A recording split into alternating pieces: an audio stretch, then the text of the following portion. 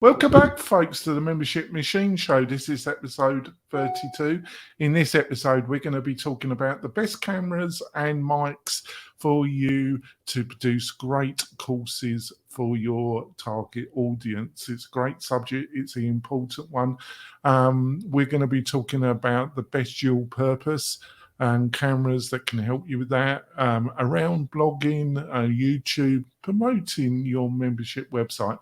I've got my great co-host. He's recovering from surgery. He's pumped up literally with all sorts of drugs and concoctions. Iced up and ready. Iced up, pumped up, ready. So how was this week, Spencer? I'm very happy to say I even said it on my Twitter today. We're thanking everybody for the support. I'm stopping my acute build-out phase because my back feels 100% great. My right leg, hip, walking is a bit deranged, but that's something I can just work on over time. So I've returned to the land of the fully functional living, and I'm going back to talking about WordPress as a service, membership, creator toolkits, stuff like that.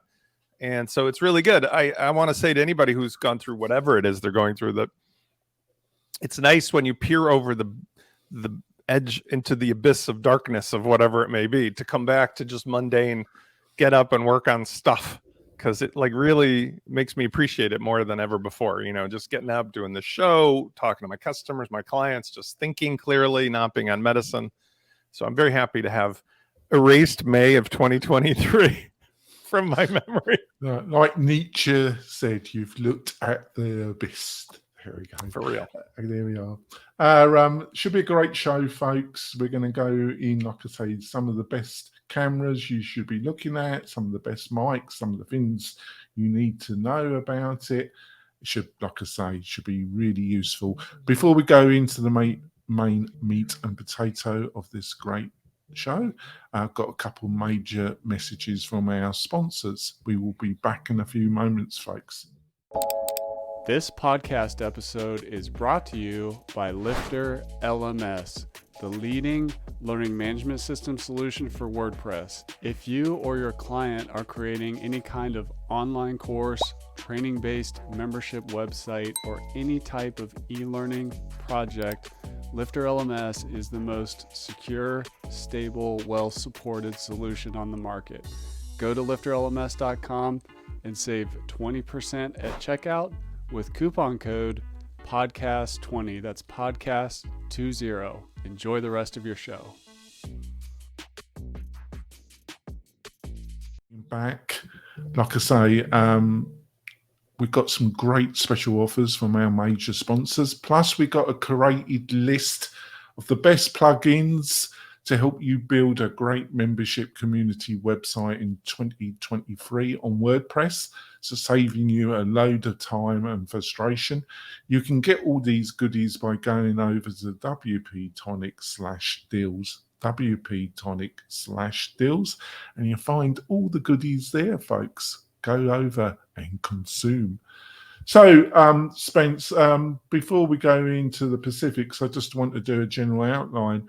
And I think the main thing is that obviously you don't, to actually record the courses and lessons, you don't really need anything we're going to be talking about, really, because you can use screen capture software, and you could use a very cheap device to take an image of yourself. But in 2023, the thing that a lot of people avoid, which is crucial, is you've got to market this. And one of the biggest ways of marketing your course pre-launch or when you have launched the course and the business is through video on YouTube, video everywhere, basically. And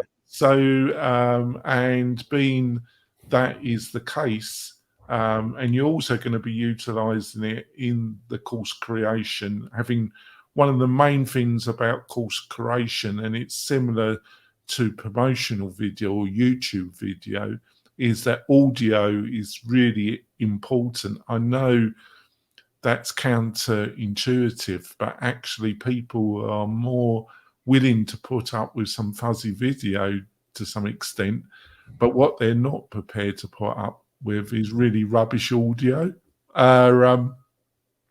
So having good audio is really important for your courses, but also it's going to be a key element to your video to build your audience. So what's your response to what I've just said, and what's your input on this general discussion?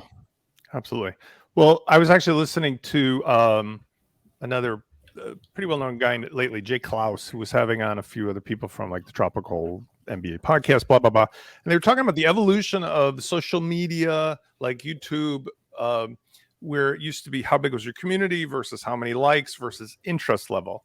And so what's really happening today is the algorithms are shifting across YouTube and social media, including podcasting, that, as we talked about in the last show, it's not just how big your audience is. It's you could have a very small or a reasonably small group of people who are very engaged. And if your metric is to sell something, it really only matters how many people actually come and buy your product from whomever your audience may be. So let me put that into concrete terms. 2 million followers on Twitter or TikTok that 10 people buy your course or your service is not as good in terms of ratio of time spent than 50 people from a very focused niche webinar or a YouTube video that gets 234 views, but 50 of those people buy. So when you're creating content, I would just start with the end game. The end game is, what is it you're trying to do this for? Is it for popularity? Is it because you enjoy just doing it? Or is it really because you're trying to sell something and add to your audience?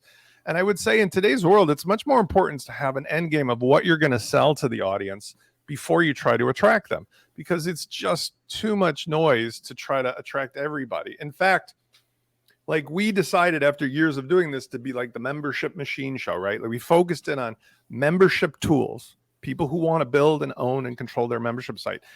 It could have been 800 other topics that we cover from a WordPress standpoint, but we decided on this. And we also decided to expand it out into just beyond WordPress, because many people don't know that WordPress exists, and who cares anyway? So that's where my goal is. I say, make content purposefully to either drive the audience to your list and then sell them something, or to sell them directly a specific product or service. If you want to be a social media maven or a YouTuber, God bless you, go for it. But that's not really what we're talking about today. We're talking about like purposeful content. Yeah, I think that's a great insight. Thanks for that, Spence. So let's go into some of the nitty gritty. I think there are some key parameters here, folks. In this, we're going to go through the cameras in the first half of the show. It's not an extensive list. I've got some of the key players, but the first thing you got to understand, are you going to utilize a camera or you're going to utilize webcam? I've got both in front of me. I'm recording this on a actual camera. I've been a camera that I've been utilizing for almost a couple of years now. It's a Canon. It's M50 Mark 1 I'm utilizing. We're going to be talking about the Canon in a short while. You will get better quality, but does it really matter? You can do your initial videos utilizing a webcam. I've got a Logitech in front of me. Logitech do some really great webcams. They do ones that can do 4K. I'm not actually recording. I'm recording this is in high definition, but I'm not recording it in 4K because the kind of content. I know he's shocked. He's spent. What's that about? I'm proving a point because I'm using a Logitech C920, which we'll talk about the Logitechs, but there's a conversation to be had about why you need equipment, which we'll get to in a second. But well, if you want, we can dive into that right now. Before go for it. Go for it. Like, here's the thought process that I think is relevant, and from experience. We used to have a big disparity, and I was trying to prove a point, which is kind of silly because it didn't work out so well. Like, you're using clearly, I'm let me give my origin story. I got into computers originally because I was interested as a pilot in making videos and photographs with old-fashioned like DSLR SLR cameras, like film, and then early video from these aircraft that I flew, trikes or whatever. And in those days, the equipment was gigantic and the cost was enormous and blah, blah, blah. You're clearly using, because of my experience, I know, a large depth of field lens. You're clearly using a DSLR camera because I can see that you're up close in focus, and behind you is that nice, warm, fuzzy, like background that is subconscious but wired into any of us who are over 25 years old, because from movie making and so forth, the longer the lens and the greater the depth of field, the more personal and intimate it feels, like in a movie theater. Whereas you'll notice I'm on standard setting. It's a 4K, but it's a C920 webcam. And so you could see, like in the background, like just almost as clearly in focus as that stuff behind me, 20 feet behind me, as me. That doesn't give the same feeling, right?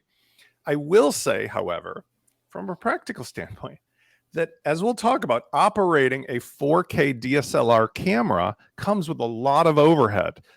Timing issues, heat issues, battery life issues, like failure rates, whereas operating a plug-and-play USB webcam could not be easier. And now we've got software in the middle. So both of us are porting through our computers into a StreamYard software, which, although its controls are janky, there's other ones I could use as an intermediary to simulate depth of field. So what we're at right now is a place that for most people, if I would say you have some reason you want to be a YouTuber and walk around outside your house with a DSLR, or if you're making like really tons of YouTube content where you have to look fabulous, spend the money on a DSLR camera. If not, just go right to the USB plug and play stuff, because that works with anything. And like my camera is this big and I can adjust it and do stuff. There's no reason to have the overhead of a DSLR anymore because the output's pretty good. I agree with you a little bit, but I think utilising a webcam is a good start. But if you're going to really go into video at some stage, you need a full body camera. I think the overheating, I've not had any major overheating problems with this. It comes after a certain amount of time. So, for example, there's a timing issue on the newer DSLRs, which is awesome. They no longer have a thing, which, by the way, this is a little anecdote, but we've got a little time here. This was a political and a monetary issue. But in the early days, I had a Canon, one of the Rebel 5 or something like that. And it had the ability to record in not 4K, but 1920. The point was it could only record 25 minutes and then it turned off.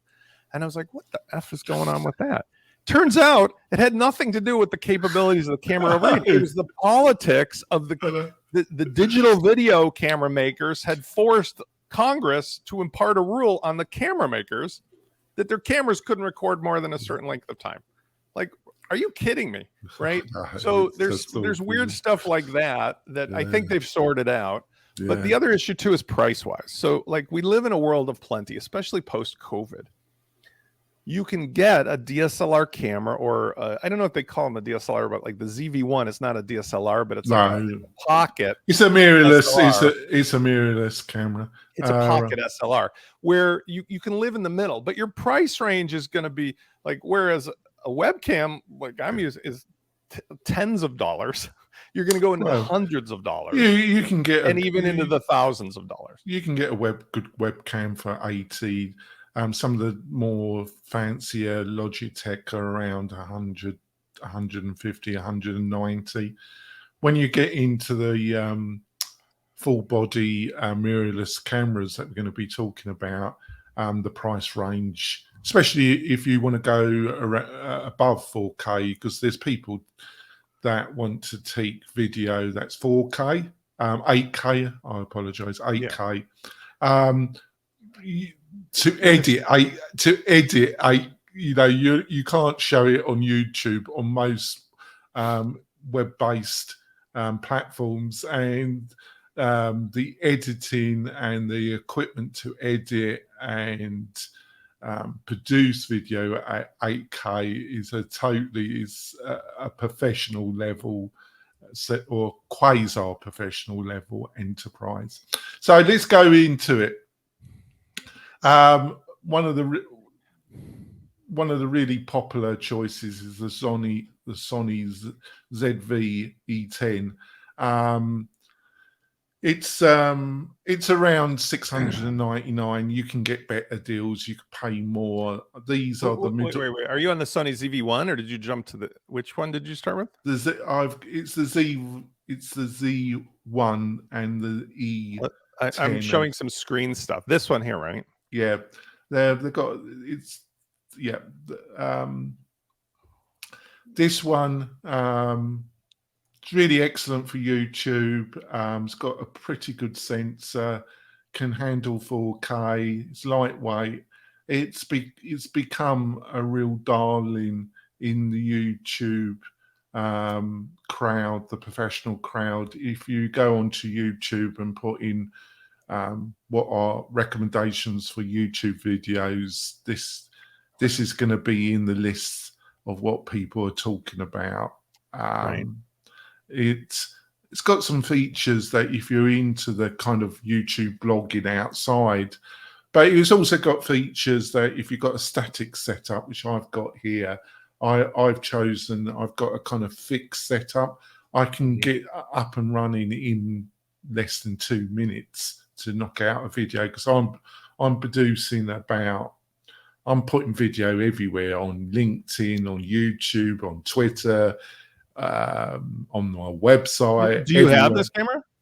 No, I've got the Canon actually. Okay, but like I want to point something out. I'm not trying to harp on this. I like Sony products and so forth, but like you really have to read between the lines, because like there's a lot of 5 stars on this, but there's a couple not 5 stars. For example, here, this person's suggesting that it doesn't live stream, right? So the output maxes out at 1080 at 30 hertz and has 150 milliseconds, which is like 1.5 seconds of latency just to get the video camera out. So if you're trying to do that, like as a webcam, you're going to find frustration. For example, what happens is, let's say you and I were doing a show, my camera's recording. Well, my mouth will be delayed from what I'm saying, and or the quality will not be equal. So you really just have to be careful what you buy for what purpose. You do have to do your research. The new one, the ZV-E10, has resolved some of those. Yeah, but like that's the thing. Like I'm not saying this camera's bad and this camera's good. I'm saying like when you look at a camera,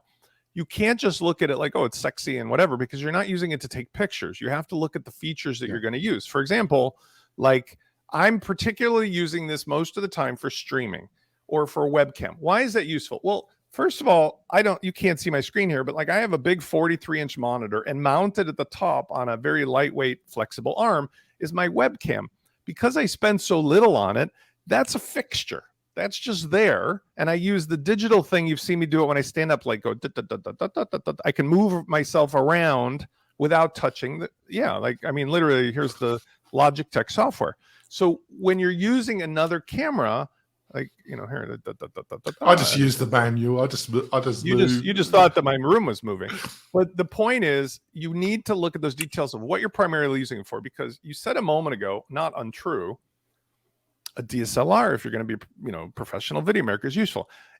I'd say yes, if you are either in a studio where you are committing that camera to where you're using it, like yours right now, you're committing it.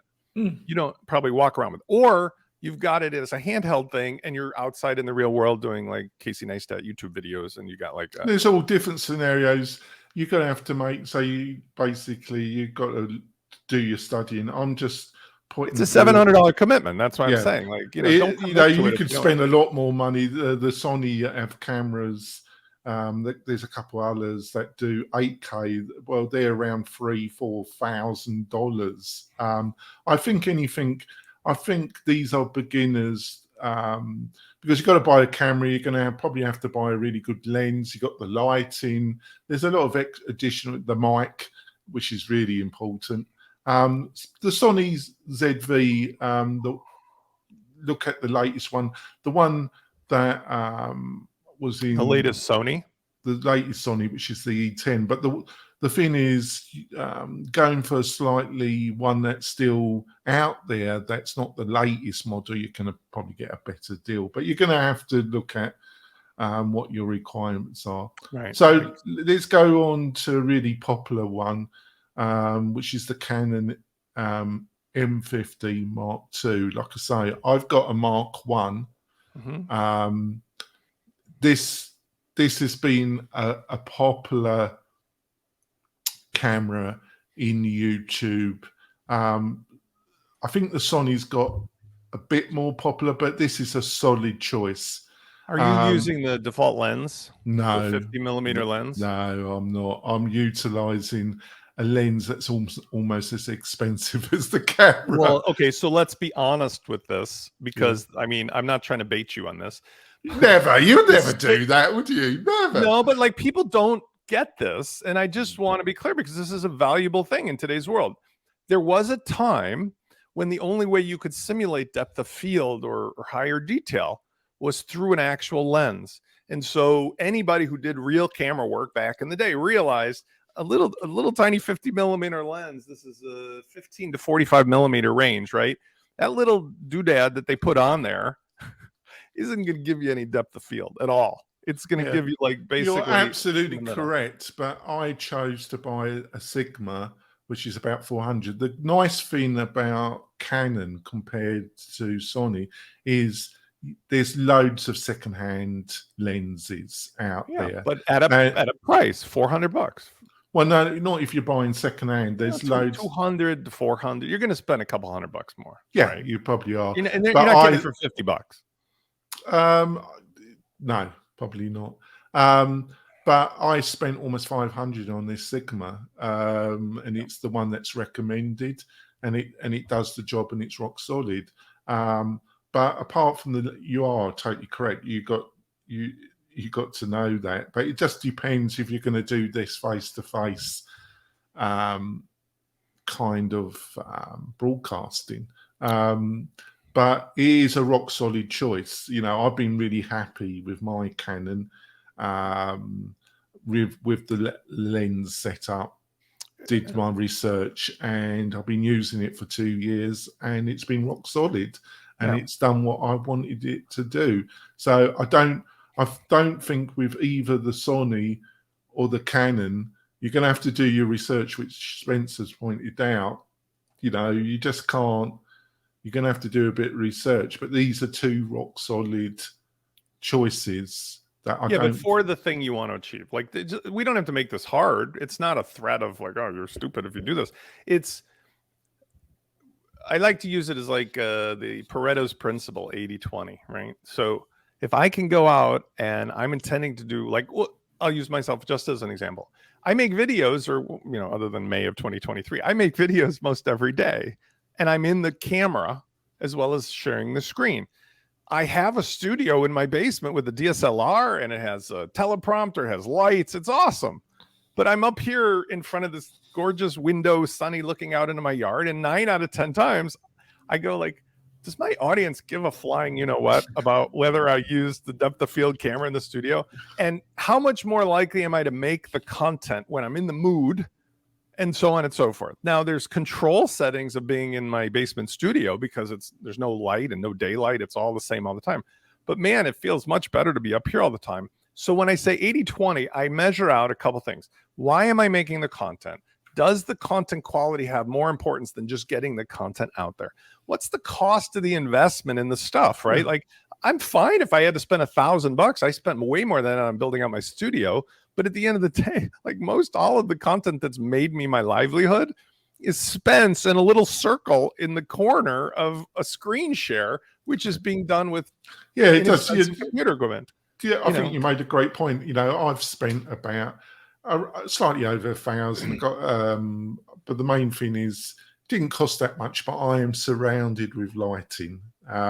If you're utilizing a mirrorless camera, one of these, they do require, to get a reasonable result, they are more lighting sensitive than a webcam.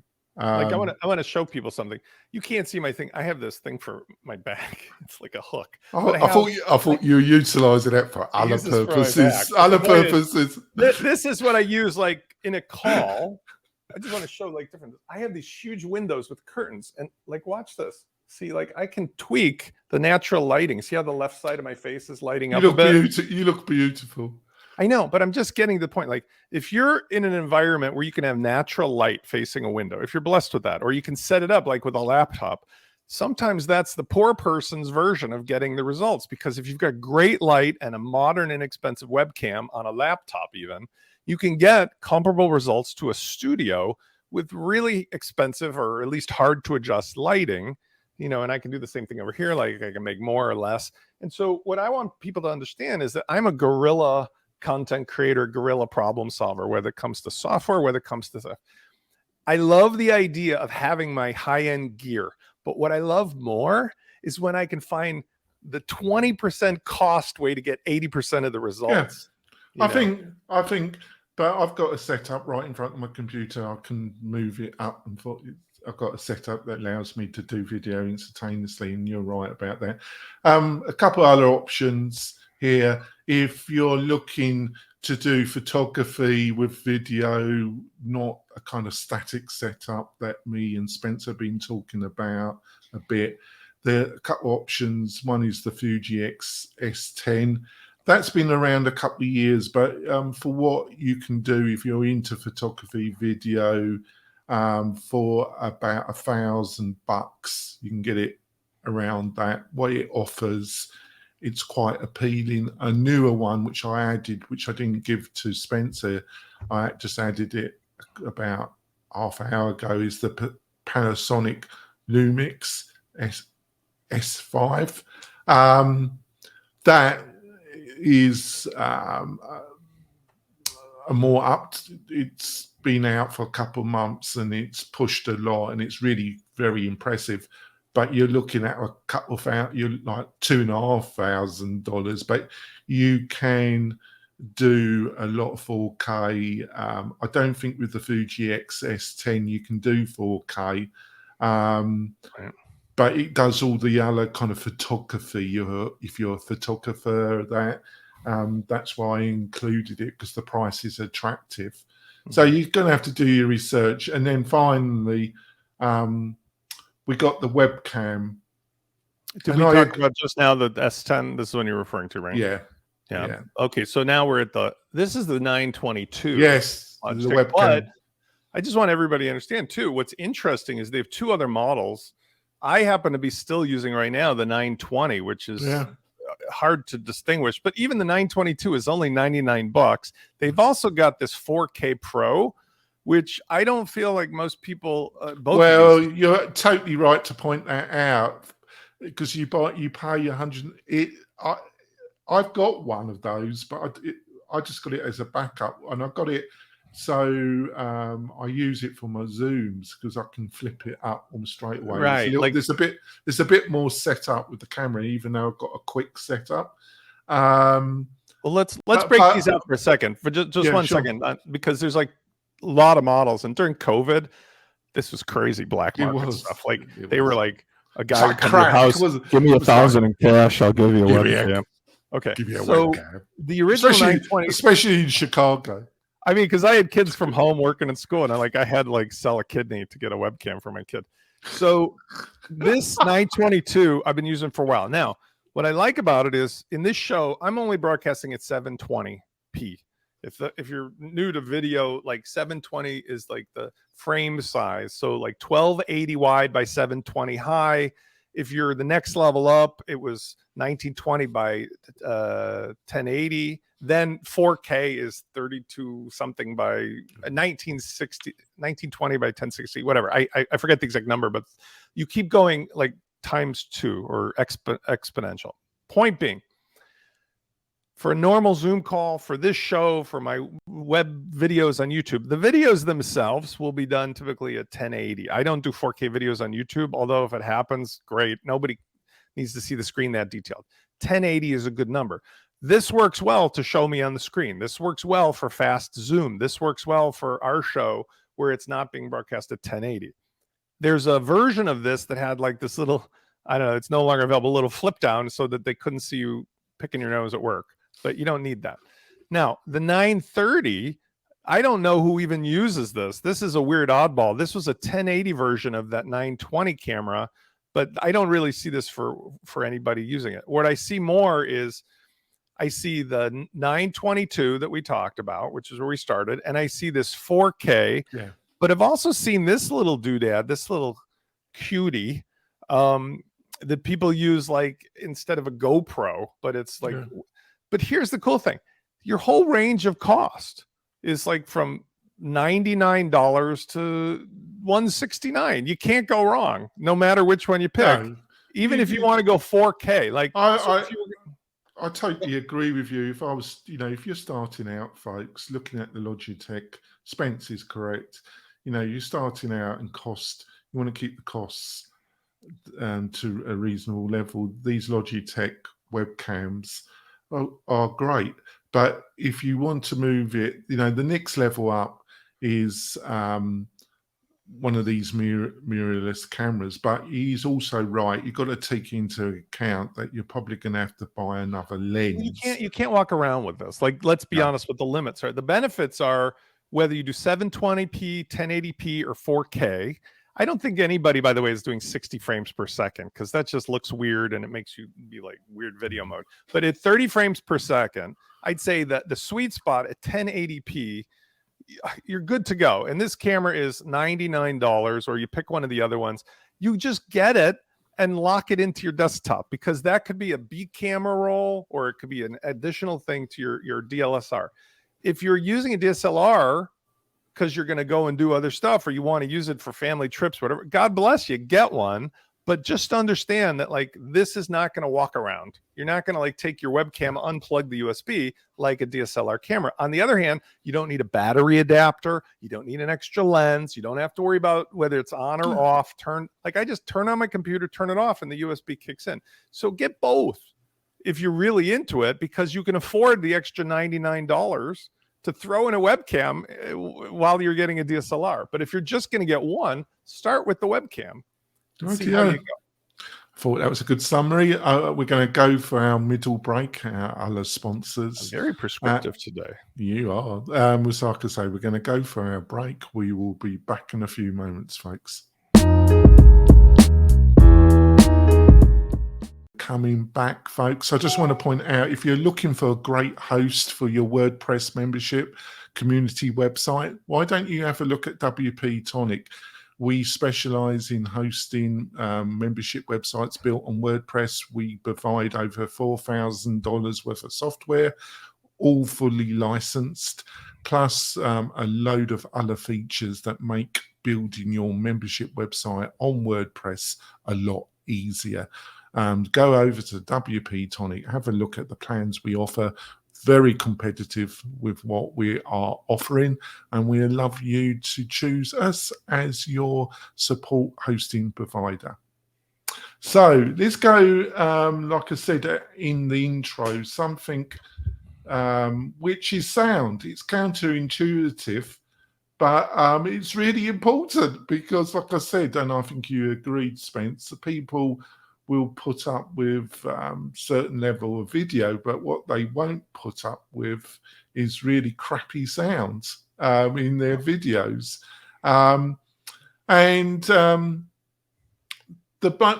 main thing you got to understand, the broad thing is, are you going to utilize a UBS mic? And I've been using USB, sorry, thank you, mic. Or are you going to utilize a mic that needs to be inputted into a sound deck? Yeah. I used to do, many years ago, I used to do a podcast with individual, and I used to call him the sound nuts. Bob Conrad? Yeah. Oh, God, he's gone totally bonkers. The actor, he was the actor from The Wild Wild West. Yeah. And he spent thousands and thousands and thousands of dollars on sound equipment. And I'm utilizing a mic. I've been using it for 6 years, and I've had people say to me, "Your sound's really fantastic, Jonathan." It does about 80% or 90%. To get that last 10%, you would have to spend thousands. It just isn't worth. And I think you kind of hinted that in the first half of the show when it came to the audio, didn't you? So I think, first of all, would you agree with what I just outlined? I'll go through it the same way I did with the video. So the early days of audio, just to get like a little geeky here, you had no way to get into the computer unless you had a specialty thing called a sound card. I don't know if many people here are old enough to remember a sound card, but if you had a PC, you literally had a separate card with its own drivers that had inputs. Typically, it was a 1/8 inch phono jack as the basis, which then went to like a headset with a mic, and it had like 3 rings instead of 2 rings and all this geeky stuff. And you had this real janky plastic and metal, blah, blah, blah. And then if you were professional, like I play music, so you had a 1/4 inch phono jack, mono or stereo. But in order to get that in, you needed to go through a mixing board, which was typically an external device that would allow you to adjust inputs. And many people still do that. Today, there's a middle ground where there are USB connected mixing boards. So the PC or the laptop has a USB connector to a physical board, but then the pros either use 1/4 inch phono jacks or what we call XLR plugs, which are these weird 3-prong things that are really protected from noise distortion and so forth, but are really heavy and expensive and whatever. So there's 3 levels here. In the old days, the pro level was unquestionably like the only way to go, because the middle level and the janky level were just ridiculous. The top level today is pure mixing board that goes into a pro mixer with XLR connectors, real sliders and mixers, digital controls, onboard recording, and then it can outboard or input to your machine, whatever your laptop or something is through USB. The middle level is a lighter mixing board with like various degrees of USB and other connectors, but you still have like buttons and controls. By the way, I want to show you, I bought myself a treat. We can't hear you because you moved away from your mic. Before, I'm not using it, but before I went down in May, I bought myself a Stream Deck. This is an example. Oh, yeah, okay. One. Not a mixer per se, but you have these buttons that can be, you've got one too. So the point is, something like that is like, I don't know, $80. You can have this really cool interface for doing but then at the bottom level is just what I'm doing every day. So this is actually a $39 microphone. I bought the F Fine on a goof because previously I'd used all of the Logitech. I'd used all the Snowball stuff from these guys. But on a goof, I bought this one. This is over a year ago.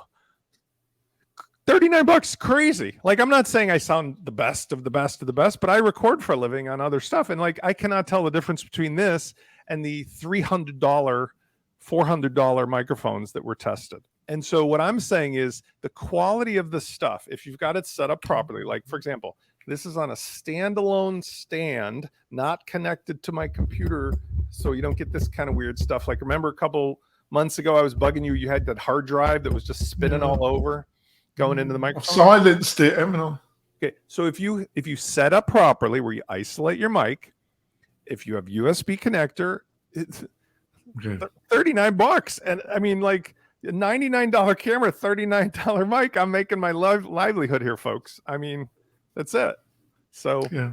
So let's go quick. Let's start with a expense. Well, wasn't at the time. Let's start with the Shure SM7B. Sure, in the professional audio, quasi-professional podcasting world, you're not going to go far wrong by buying Shure. But this is XLR, by the way. Anybody who's looking to see that's an XLR connector. That you're going to have to use one of those funky connectors and have a. Can I make I'm a little interruptive today. I apologize, but like, there's all kinds of booms around, and one of the things that I find interesting is, it's kind of like a pet peeve, but like, okay, so I have this thing that swings up and around, but like, there was this thing for a while where it was like super cool for YouTubers and everybody to have their mic would be dangling down. Yeah, I've got a dangler. It'd be like, hey, I'm in my mic. It'd be comparable to me doing the show like this. It'd be like, hey, look at my big mic that is in front of my mouth and stuff like that. And so what you're going to have to watch this, folks. If you're listening, you have to go to the WP-Tonic. I'm saying what's more professional. Like everybody was trying to be like, like an old radio guy like Howard Stern, where it's like you put the thing in at a certain, like, we don't need to do that anymore. So sure, it's okay. I do this thing, you keep your mic about this distance from your mouth or a fist, keep consistent, but we don't need to put it in front of our face and make it part of the show anymore. That was a thing that for a while in the podcast community was a shtick. Yeah. And I always found that hilarious. But the Shure is a really quality product. If you got the money and you want to set, but you're going to have a soundboard. There's a lot of setup here, but if you're really looking for that top tier and you got the money and you think it's really important, you're not going to go far wrong in quality utilizing that. A really popular one, some sound snobs really don't like the Blue Yeti. I think for what it is, but when it came out, it was a really it was more money too. It was really popular because it was a lot cheaper than a lot of the other options like the Shure and some of the others that were pushed by all the sound experts. But I was using all the Snowball stuff. So for example, what I find interesting here is I didn't realize this, but I think Logitech must have bought Blue. Oh, right. They might have done. I didn't know. Well, because look, I could be wrong here. Maybe Logitech is just selling it, but like Blue was a company and they had the notable product for me was the Snowball. Because the Snowball was just an amazing quality. It was less expensive than the Yeti, but they were both USB.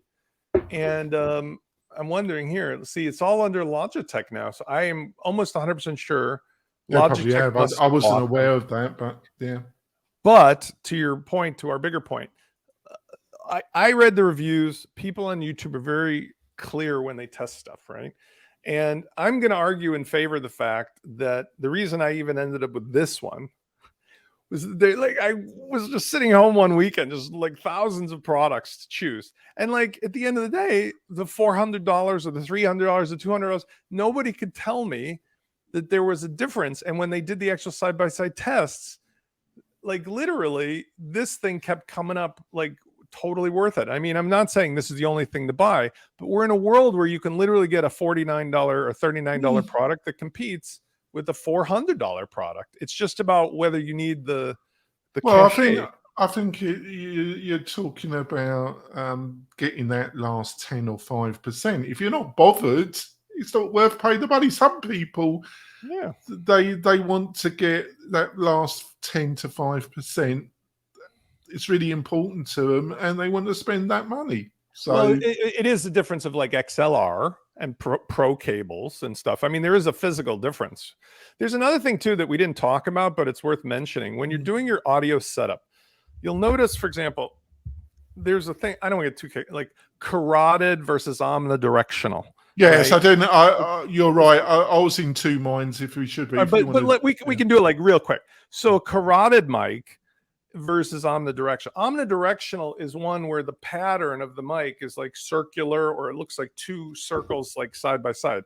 A carotid mic is very directional. It's like a V shape. That's the last thing you would say about this show. It's right, exactly. So you have to decide, because you'll notice here, for example, even in their own pictures, you see they're doing stuff here where this is a carotid mic, but it's very directional out the end. Whereas notice how my mic here, this is carotid from the side. If I talk like this, it's different than if I talk like this. So you have to decide for yourself, maybe aesthetically or also like your setup, what do you really want to do? Because like a mic in your face like that is different than coming in from the side or the top. So that's something that's not a big deal, but like people, when they set this up, you can't just plug it in and assume it's going to work. You have to literally understand. Well, I think that was one of the things that affected Blue Yeti, because a lot of people, it had certain setups that they didn't explain that coherent, and people would just set it up incorrectly, and they would get crap results. And then, you know what the internet is, you know, drama, having a go at things, even though you have no idea what the hell you're talking about. That doesn't stop half the population going on the bendy, doesn't it? But the Blue Yeti, it's a solid. But I think its problem is what you just outlined. You can cough up $50 and get something that's right. You can see right here. Look at this, because like it is mostly audio, this show, but right. I am saying, but like if you're looking at this picture, they have a little picture here, and it says like, yes, talking to the side of the mic. No, don't talk into the top of the mic. But it's like buried. Into like 20 pages of stuff. They did 20 pages, but it's got a nice inbuilt solid stand. It's really quite well made. I've got one here, and I've got it available as a backup, and I hardly use it now. But same problem. Like with the Blue Snowball, they had the same stand. Can't use it. Why? Because if you put it on the desk and you type or use your mouse, you get this during the show. You need a separate, like, isolating bracket or something. So anyway, these are interesting. On to the next one, the Rode NT USB microphone. Well, the Rode, it's Rode. They've got a big reputation, a bit like Shure.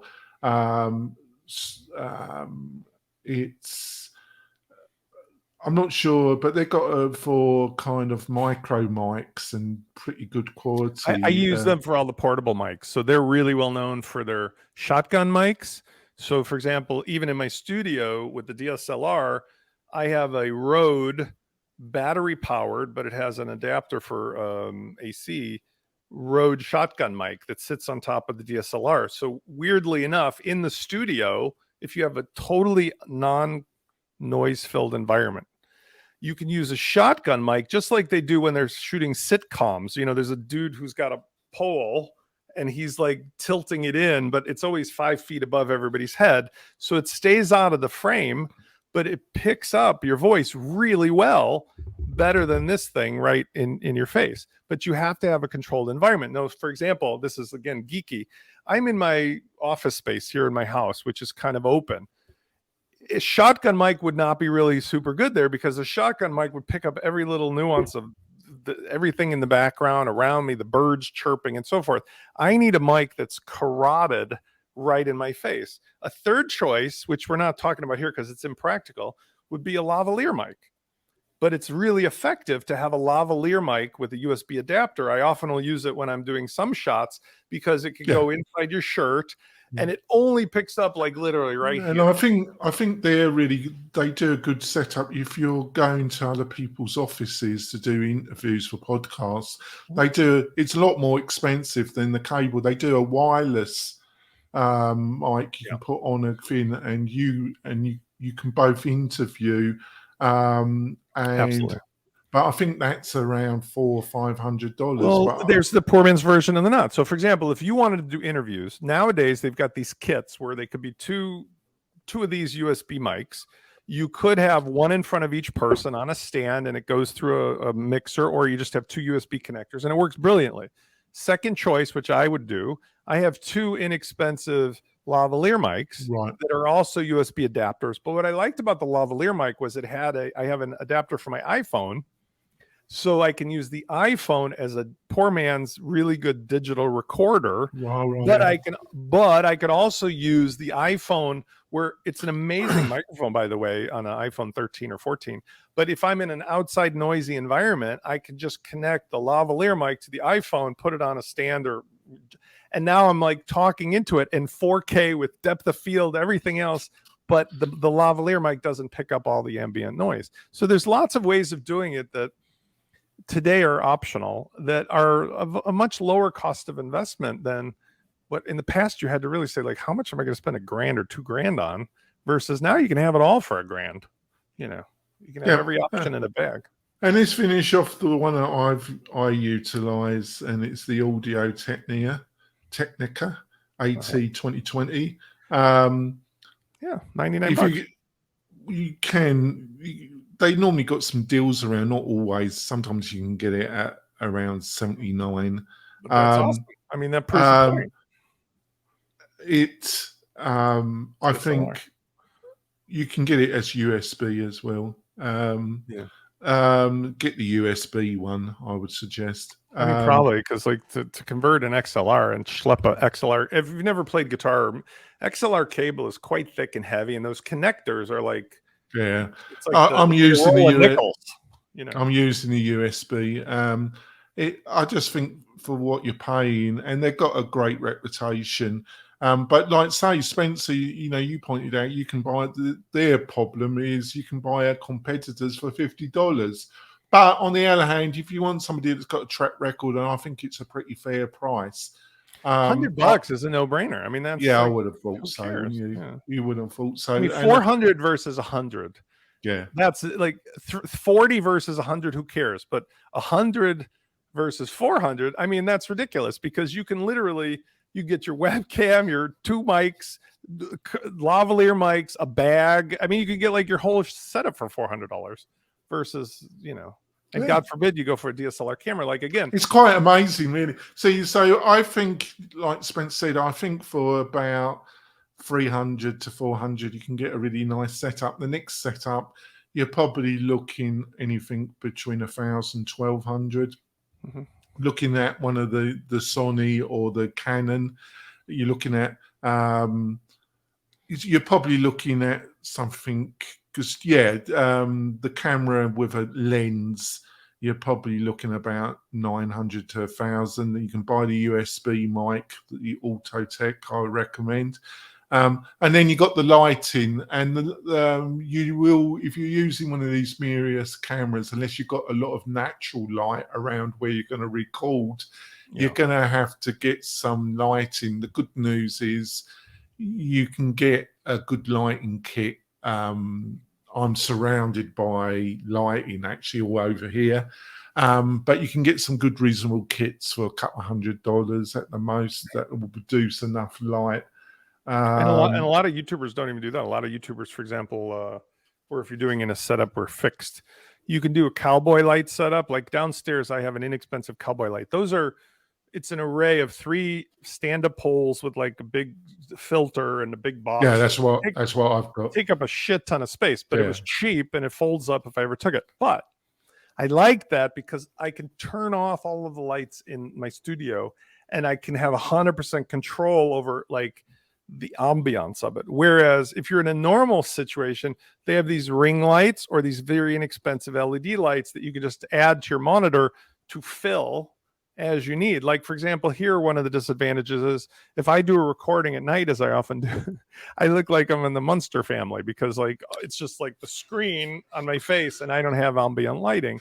I just don't care. But I was thinking about this year, maybe as a project this summer, maybe going back into the studio, and then you can say, like, what's the ambiance you want? You have a nice lit background. A lot of YouTubers, a lot of people, my friend Mac, or if you Paul Charlton or whatever, they have Jamie from Poodle Press a little bit. They have ambiance where it's dark and they have like lit objects on the wall or there's some colored lighting. And I actually think that's a better way to go because then the focus is on you as your face, but the background is not a big issue. Obviously, your normal room is set up very nicely as a normal daylight setting. But there's lots of choices when you can control not having windows. If you have windows, just get like a little LED light or 2 of them so you can bounce off one side or the other, and then you won't look so scary. I mean, even right now, it took a lot to make me not look scary. But I'm saying, like, even right now, like if I'm sitting down, just things like camera angle, I'm standing at the moment, but like if I simulate when I'm sitting down, like the angle of the camera is different and my head is up. And if you're over 45, your chin should be looking up at 45 degrees. So those are little nuances, but you can really change the value of whatever cameras you're using by just how you light it and how you set things up. Yeah, I think it's been a great show. I think we're giving you some clear... obviously, Spencer really knows what he's talking about. I know a little bit less about it, but I know enough to make some educated decisions, and hopefully we're giving you enough info All the links to everything we say will be in the show notes. You can go to the WP-Tonic website to get those links. So, Spencer, what's the best way for people to find out more about you and what you're up to? Do you notice I like just de-aged like 10 years from just sitting down and looking up with the light coming in from the right? Like, it's such a funny thing, but take an iPhone and just do this sometime and you'll see. Like, you can find me at spencerforeman.com. That's also my social media handle. My main business is at WPLaunchify.com. And this year I'm focusing, now that I'm back from the brink, on WordPress as a service, right? So for content creators of all type, we're creating ready to go kits along with the personal service you deserve and want to decomplicate just getting on with it, very much in the way we're talking about here, because people have spent so much time tinkering with WordPress. And I was joking, and I love WordPress to death because we still use it as a core, but like I spend half of my time figuring out what the people are breaking at WooCommerce and WordPress and everything else. So like the WooCommerce folks, God bless you, I love you, but like they literally just decided to turn on some Gutenberg block stuff the other day that just randomly breaks everything before it. And then nobody ever thought to ask, like, hey, I wonder if anything else is using these filters that we're turning on. So I think that most of my clients and your clients have decided, I would love it if I could just have my business with a solution, and I don't really care what's inside. I'll leave that to Jonathan and Spencer. And that's kind of what we do. Yeah, it's just controlling yourself. The beauty of WordPress, folks, is ownership. You've got a lot of options, but freedom. But control yourself. Hopefully, listen to this podcast. We give you some core product services that we think are the best on the WordPress platform. Sometimes we disagree, but I think everything we talk about is credible, good quality.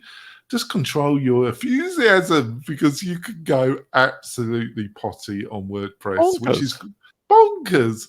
You just need to control that. We will be back next week with another fab show. I've really enjoyed this.